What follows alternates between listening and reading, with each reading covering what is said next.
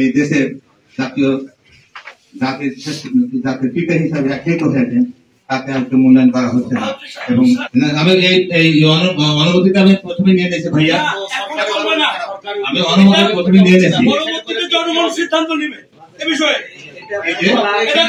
চলবে না, এটা পরবর্তীতে জনগণ সিদ্ধান্ত নেবে।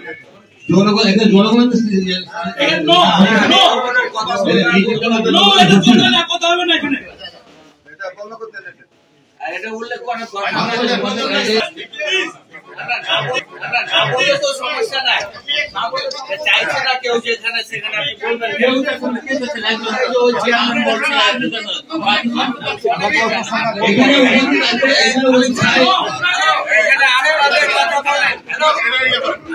মুক্তিযোদ্ধাদের কথা বলেন।